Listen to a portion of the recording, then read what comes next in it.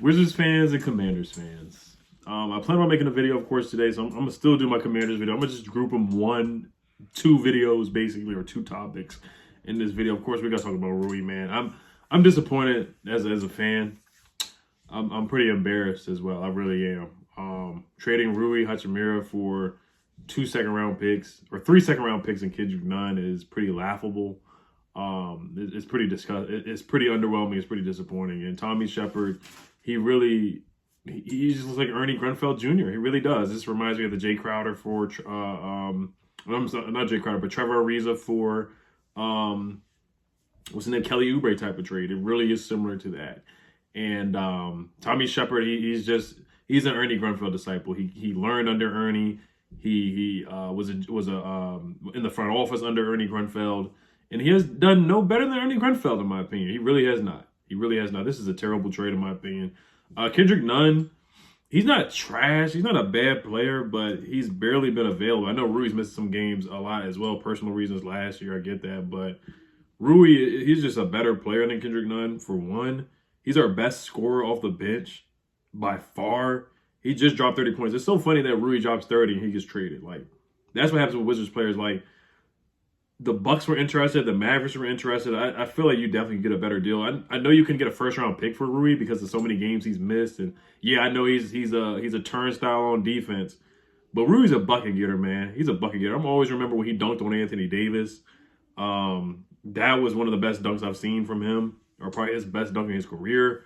You look at Kendrick Nunn, played 39 games this year, 6.7 points per game. 3-point shooter, 32% from the three, so he's below average from three, below average scoring as well. Just a disappointing trade, man. And the second round picks, you look at Tommy Shepard's track record with second round picks. We drafted Isu Sanan, drafted Stash, or I think that was Ernie, but he drafted Isaiah Todd, who's still trying to develop, but there's still a big question mark in his future. Who else? Yannick Zosa, drafted Stash. Admiral Schofield, I liked him, but it didn't work out. You could have drafted Bol. There's some other second round picks that I know we got, but they just haven't worked out at all. They just haven't worked out. So it's very disappointing, man. Look at the Rui's numbers this year, man. It was probably the best draft pick by Tommy Shepard so far. And Rui made the all rookie team his rookie season. 13 points a game this year, 33% from the three, 54% from the field. He's a bucket getter, man. He's a 6-man bucket getter, man. He was top five in the league in double-digit games off the bench. This man would come off the bench, pump fake, one dribble pull up, knock it down. Automatic from Rui. Automatic from him. Mid-range game, he got better each year, in my opinion. A lot of people hate on Rui, but man, he's a baller, dog. He's a baller. And Wizards players, they always leave the Wizards, and they do very well. Look at Thomas Bryant cooking with the Lakers right now. You can go all the way back to Chris Webber when he got traded. Juwan Howard when he got traded. Who else? Richard Hamilton when he got traded. Rasheed Wallace when he got traded. Ben Wallace when we let him go. The whole Pistons roster won a championship. Bobby Portis, he was on the Wizards, just won last year or 2 years ago with the Bucks. Otto Porter just won with the Warriors. Gary Payton II on the Wizards. Everybody leaves the Wizards, they get better, and that's what's gonna happen with Rui, man. Rui's gonna do really well with the Lakers. Him and LeBron, man, that's gonna be a good pair. Him and Russ too. He's gonna do really well with the Lakers. So I'm happy for Rui. I'm excited for him. And the Wizards, man, we just need to blow this thing up, man. We just need to blow this thing up. And they're trying to keep Kuzma. They want to pay him $20 to $25 million, and he doesn't even know if he wants to come back. So and they're just chasing a play-in. They're chasing. I'm gonna talk about this on Locked On Wizards for sure. So you guys definitely can tune in tonight. But yeah, I mean, just looking at the Tommy Shepard draft picks in the past, the second round picks have just been awful, man. And that's what it's gonna be, man. We traded him for a bag of chips, man. Traded him for a bag of chips. That's basically what we did, man. Yeah, Isu Sanan, Cassius Winston, Isaiah Todd, Yannick Zosa, Isu Sanan, yeah, Admiral Schofield. That's where our second round picks have been, man.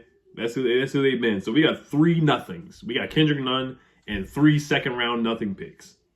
And 3 just know with Tommy Shepard's drafting record, he can't draft it. He can't draft at all. He's one of the worst drafters in the NBA. He really is.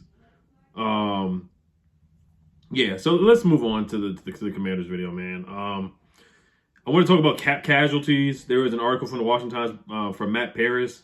Also, I want to say Jeremy Fowler retweeted this, or was some big time beat reporter. Just want to talk about this because I did want to talk about Logan Thomas and the possibility of him being released. Oh, Dov Kleeman came up with this. Dov Kleeman, who's an NFL beat reporter as well. So I just want to talk about some cap space, of course, with the, it is our offseason. Free agency's coming up. We already know if we cut Carson Wentz, that's $28 million. Logan Thomas has Washington's 10th highest cap hit next season at $8.6 million. And the Commanders can save $5.2 million from cutting him.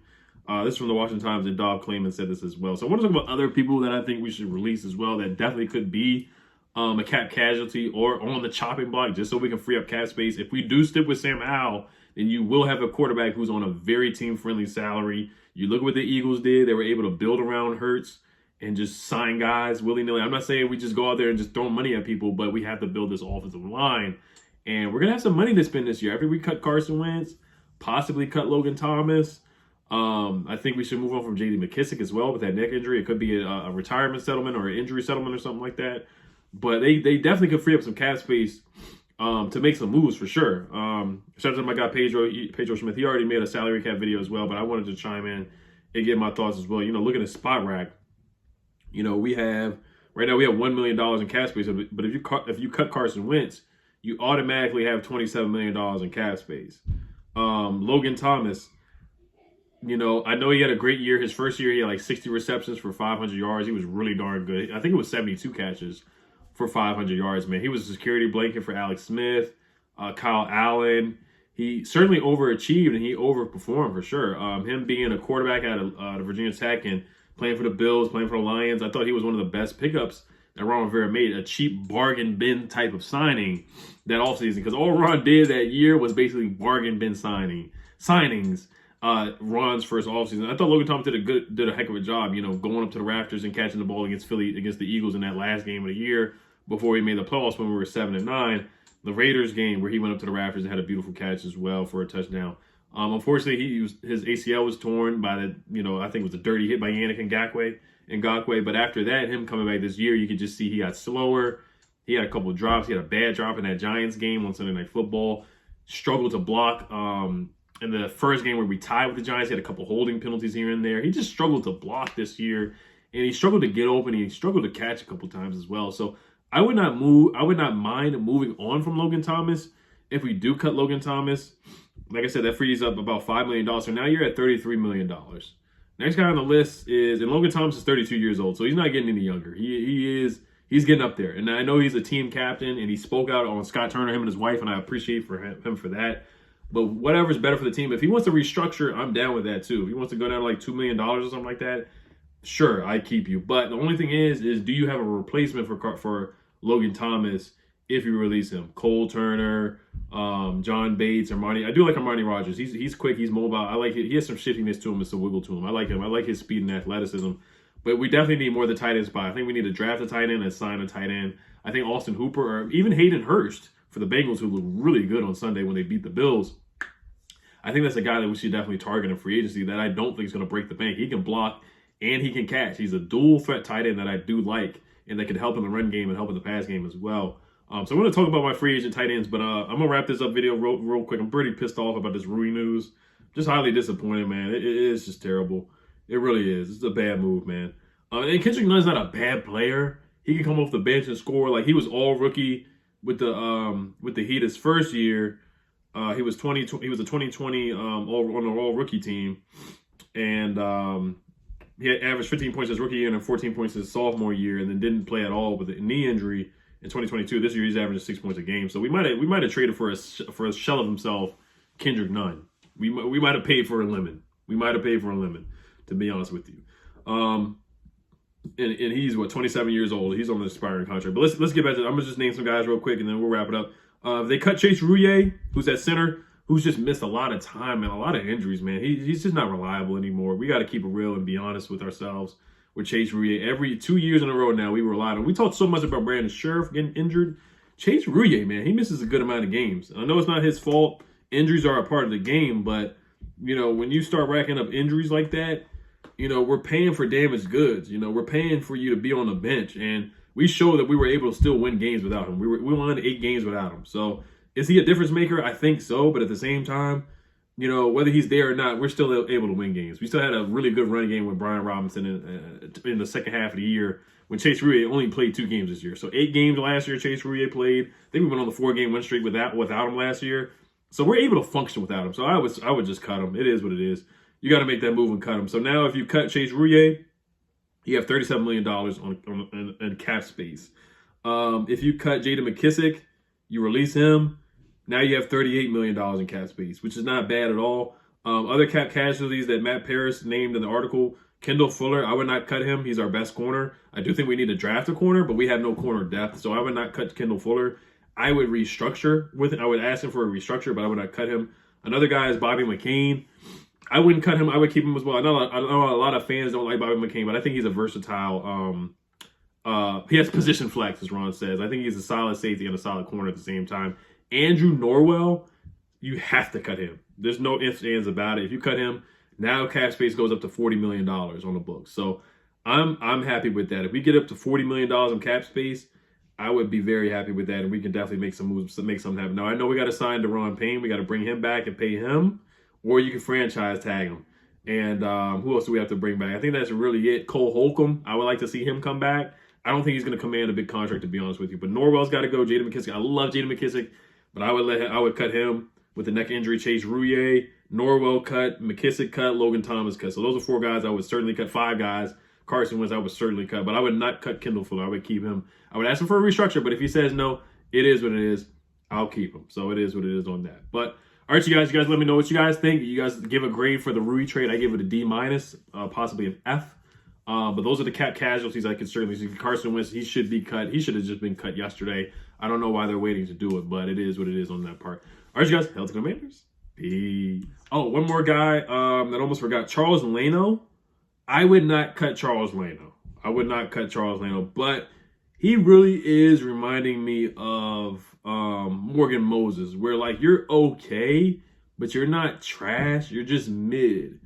And you're healthy all the time, but you give up sacks frequently, and you're just okay. Like, you're not bad, but you're okay. You're serviceable.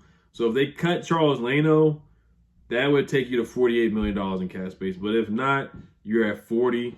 I would honestly look at a restructure with him as well. So that's my thoughts on Charles Leno. Curtis Samuel, I've heard people say that he should restructure. I don't think he will. I highly doubt that. How many years does he have left? He expired. His contract is over in 2024. So basically, this is the last year on the year because he had a 3-year deal. So this is the last year in his contract. I probably wouldn't bring him back after this year. I would definitely draft a receiver, probably in the 2nd or 3rd round, maybe even a 1st. You never know. I love my 1st-round wide receivers. I love getting receivers in the draft. But it's not a need because we already have Jahan and Terry, but it is what it is. I probably wouldn't bring Curtis back after this year. I wouldn't cut him this year, but I wouldn't bring him back. I would keep Leno, but if they did cut him, I wouldn't blink an eye. Kind of like with Morgan Moses. I wanted to keep Morgan Moses. I really did, though, but I remember fans were like, yes, we cut Morgan Moses. I think a lot of the fan base was torn on in between on that release, but Charles Leno, he's kind of giving me Morgan Moses kind of vibes where if you cut him, I wouldn't be upset. He's 32. Gave us the Giants game, he got dominated. Not dominated, but Kayvon Thibodeau was getting after it. In both Giants games, Azeez Ojulari and both of those guys they were kind of cooking Leno, man. He had a rough second half of the year, the rough last quarter of the year when we really needed to win games to make the playoffs. Those were some of his worst performances. But all right, you guys, Hail to the Commanders. Peace.